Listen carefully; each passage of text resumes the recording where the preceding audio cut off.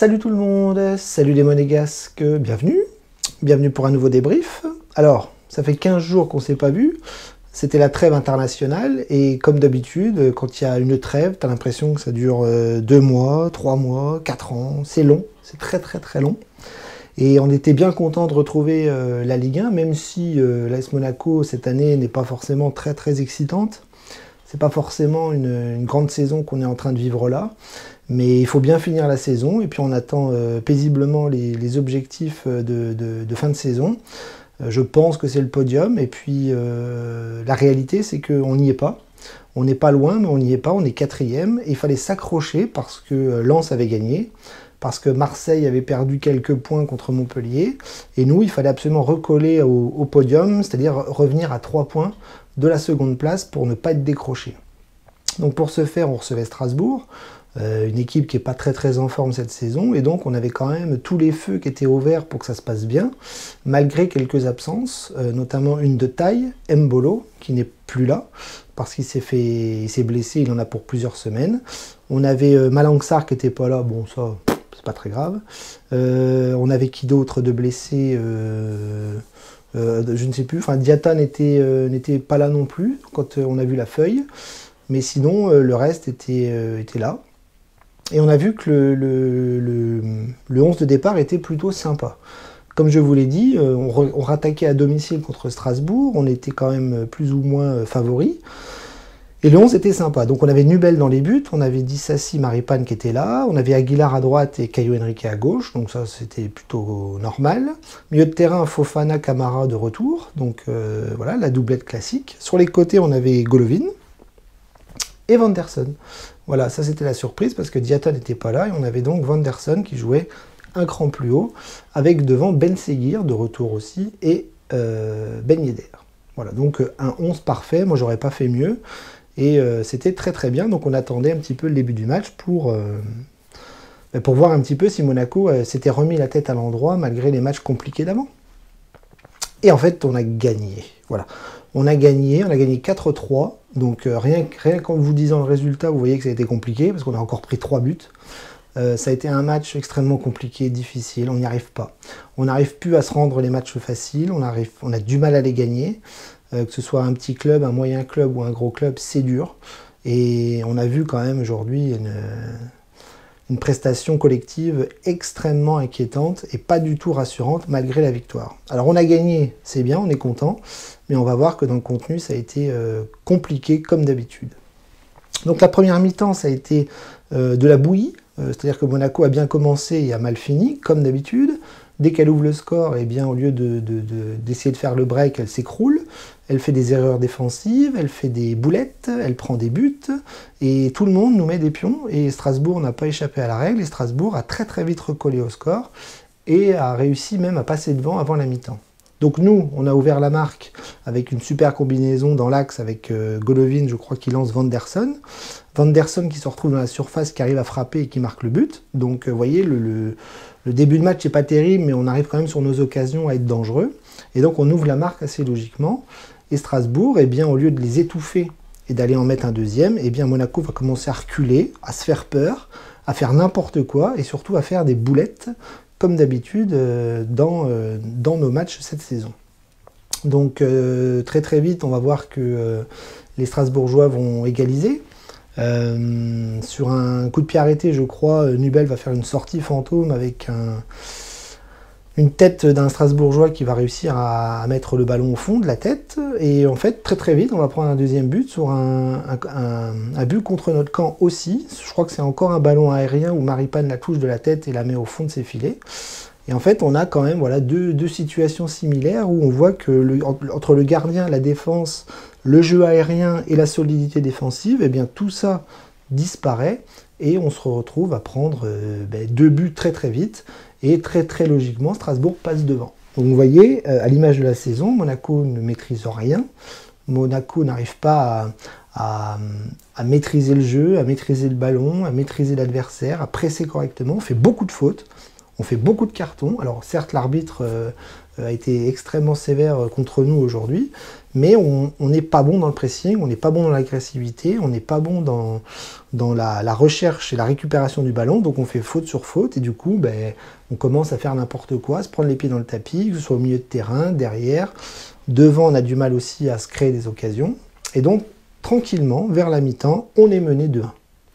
Donc à la mi-temps, on est extrêmement déçu et on se dit qu'on va encore vivre une nouvelle désillusion et que s'il n'y a pas une réaction, eh bien on va très facilement se diriger vers une défaite ou un match nul avec une équipe adverse qui était quand même largement à notre portée, mais Monaco n'y arrive pas, Monaco n'y arrive plus. En deuxième mi-temps, ça va mieux. C'est-à-dire que le début de la deuxième mi-temps, c'est un petit peu cafouillis. Strasbourg, je trouve, gère plutôt bien le ballon et la maîtrise de la balle alsacienne est plutôt correcte. Et puis sur quelques mouvements, on va voir que Monaco va briller sur les quelques occasions qui vont se présenter à nous. Et surtout, on va conclure. À la mi-temps, on voit qu'Aguilar est sorti. Alors je ne sais pas pourquoi. Je pense qu'il y a eu un pépin physique parce qu'il fait rentrer, Philippe Clément fait rentrer Edan Diop, donc un jeune, sur le côté droit. Donc il inverse avec Vanderson, c'est-à-dire que Vanderson revient derrière et Edan Diop joue devant sur le couloir. Et le jeune va en profiter, notamment avec une occasion et un but. Mais l'égalisation va venir de Ben Seguir, c'est-à-dire que on reprend un petit peu le ballon, c'est-à-dire que Strasbourg commence bien la deuxième mi-temps, puis nous on récupère un peu le ballon, et sur quelques offensives, on va réussir à être dangereux. Et c'est ce qui va se passer sur un ballon aérien, encore une fois dans la surface de réparation, où il va y avoir un petit cafouillis. Le ballon va revenir dans les pieds de Diop, qui va la remettre dans le paquet, dans l'axe, et ça va revenir dans les pieds de Ben Seguir, qui va frapper du pied gauche et qui va la mettre au fond. Donc là, pour le mental, c'est très bon, mais Monaco n'a pas de mental, donc peu importe, c'est l'égalisation qui arrive au bon moment, et juste derrière, on va réussir à mettre le troisième. C'est-à-dire que sur une belle contre-attaque, Golovin va partir tout seul au but, sur le côté gauche, va repiquer dans l'axe, et va la mettre vers le côté droit, et c'est Edan Diop, celui qui est rentré, le jeune, qui va mettre un plat du pied au premier poteau, et qui va mettre le troisième but. Donc c'est super, parce qu'on enchaîne un doublé avec deux gamins, deux minots. On prend l'avantage au score, donc là on est beaucoup mieux, même si c'est pas flamboyant, on est beaucoup mieux parce qu'on dans le jeu, on concrétise et on est devant au score. Et là on se dit, il faut absolument gérer le ballon, gérer le jeu et arrêter de se faire peur. Mais comme Monaco se fait peur tout le temps, eh bien on va se serrer les fesses jusqu'au bout. On va réussir à mettre un quatrième but. On va mettre le 4-2 assez joliment. Alors que je dise pas de bêtises, oui, donc c'est Vanderson qui a mis le premier but, Ben Seguir, Diop, et le quatrième, ça va être Fofana. Tout un symbole, l'ancien Strasbourgeois qui va rentrer dans la surface, qui va frapper du pied droit un peu maladroitement, mais qui va être contré par un défenseur strasbourgeois, ça va aller au fond des filets. Donc ça c'est très bien, parce que sur un petit temps, c'est-à-dire qu'on va réussir à mettre 2-3 buts en un laps de temps assez court. Et là, on se dit à 4-2, ça y est, c'est fini, c'est plié, on est tranquille, pas de panique. Eh ben non, on va prendre un rouge, c'est-à-dire que Fofana avait pris un jaune en première mi-temps après une très mauvaise semelle, et bien il va refaire la même. Une deuxième mauvaise semelle, il va prendre un deuxième jaune, il va prendre un rouge, il va être exclu, on va jouer à 10, et là ça va être la catastrophe. On va reculer, on va plus jouer, on va que défendre, et qu'est-ce qui va se passer ? Eh bien, comme d'habitude, l'adversaire va nous mettre un but malgré la domination, le score et le fait qu'on avait renversé la situation. Donc, on va prendre le troisième but et on va se faire peur dans les 2-3 minutes qui restent. Mais heureusement, on va se diriger vers la fin du match avec l'avantage au score, 4-3. Mais ça aurait été dur, ça aurait été vraiment très difficile. Et comme à chaque match, on souffre, on prend des buts, on se fait peur. Et il faut toujours mettre un maximum de buts pour arriver à se sauver et à prendre les 3 points. Alors on va analyser un petit peu les joueurs, parce qu'on va voir que ça a été riche en mouvement, en jeu, en prestations, en but, en pressing, en tout ça. Et on va voir que certains ont tiré un petit peu leur épingle du jeu, je pense aux jeunes notamment, et puis d'autres toujours un petit peu compliqués, ou voire ça régresse un petit peu. Donc dans les buts, Nubel en a pris 3. encore une fois, alors certes, toujours le même cinéma, pas aidé par sa défense, pas aidé par le jeu, pas aidé par son équipe, oui, mais sur le placement, c'est pas bon, sur les sorties, c'est pas bon, il est pas rassurant. Il est jamais rassurant, donc forcément, quand il est pressé, eh bien, il prend des buts. Et ce soir, il en prend 3, donc c'est une catastrophe. Voilà, donc j'ai pas envie de lui mettre une bonne note parce qu'il nous a pas vraiment aidé. Il a fait un bel arrêt en première mi-temps sur une frappe de Sanson où il met une belle petite manchette ras du sol près du poteau, mais derrière, il en prend 3. Et je vois pas où il est décisif et rassurant, encore une fois, même si c'est un problème global et collectif, ça j'en suis profondément convaincu. Et Nubel avec une bonne défense, je pense que ça serait pas la même. Mais bon, ce soir il en prend 3, donc catastrophe.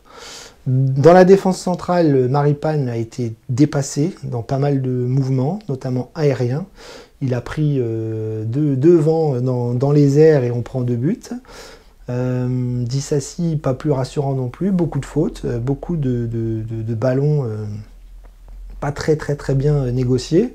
Donc j'ai trouvé, le score en est la parfaite illustration, une défense centrale pas rassurante et pas du tout costaud face à des Strasbourgeois qui nous ont quand même bien bougé, notamment dans la surface de réparation. Sur les côtés, Caillot et Aguilar, on les a pas vus beaucoup parce qu'ils sont pas restés longtemps sur le terrain. Aguilar a fait une mi-temps, il est sorti, peut-être blessé. Côté gauche, Caio Henrique, il est sorti aussi en deuxième mi-temps. Il a essayé de faire ce qu'il fait d'habitude, de combiner, de centrer, de monter, et ça a été dur. Ça n'a pas été forcément extrêmement décisif. Donc je trouve que les latéraux, cet après-midi, ont été un petit peu en difficulté. Et bizarrement, c'est les remplaçants qui vont un petit peu décrocher la timbale pour aller chercher la victoire. Au milieu de terrain, Fofana et Camara, je trouve que ça n'a pas été terrible. Je trouve que Camara, il régresse un petit peu. On ne retrouve pas le Camara du début de saison. Je l'ai déjà dit dans certaines vidéos. Il a tendance à faire beaucoup de fautes, à être un peu dépassé. Il fait des mauvaises passes. Il a du mal à relancer correctement. Je trouve qu'il n'est plus du tout à 100% et qu'il est un petit peu en dessous par rapport à ce qu'on a pu voir en début de saison. Donc quand c'est comme ça, Fofana prend un petit peu l'ascendant technique. Là, pour le coup, il ne l'a pas pris du tout parce qu'il a fait des fautes bêtes et il s'est pris un rouge, donc il va être suspendu pour les matchs à venir. Donc vous voyez, un petit peu comme la défense centrale, j'ai trouvé que le milieu central, c'était pas terrible. C'est-à-dire que pour une reprise après une trêve, on n'a pas été du tout serein et précis. Sur les côtés, pareil, ça a été compliqué. Vanderson et Golovin n'ont pas forcément brillé en première mi-temps, malgré le but de Vanderson. Je pense que c'est un peu la seule chose positive qu'il a fait. Voilà, ça n'a pas été très fluide, j'ai trouvé, dans le jeu. Ça n'a pas été très... Il y avait des combinaisons ici et là, mais ça n'allait pas souvent au bout. On avait du mal à se créer des occasions, même si on en a eu. Mais ça n'a pas été du tout comme d'habitude on va dire le côté offensif qui brille et qui se trouve. Voilà, j'ai trouvé qu'on avait du mal à se trouver cet après-midi, on avait du mal à contenir un petit peu le bloc strasbourgeois. Devant, j'aime bien le fait que Ben Seguir joue en 10 derrière Ben Yedder, mais voilà, lui aussi ça a été compliqué malgré son but, il s'est fait bouger physiquement, encore une fois, beaucoup. Je pense que c'est normal, Ben Seguir n'est pas encore prêt à 100% à la Ligue 1, ça va venir, mais il a un talent fou, ça on le voit, et en plus il nous marque des buts, il nous fait du bien, donc voilà, on en profite, parce que, vous voyez, Mbolo n'est pas là, Voland n'est pas à 100% non plus, donc la paire Ben Seguir-Ben Yedder, c'est pas mal, mais cet après-midi, ça a été un peu comme le reste de l'équipe, un petit peu en dessous.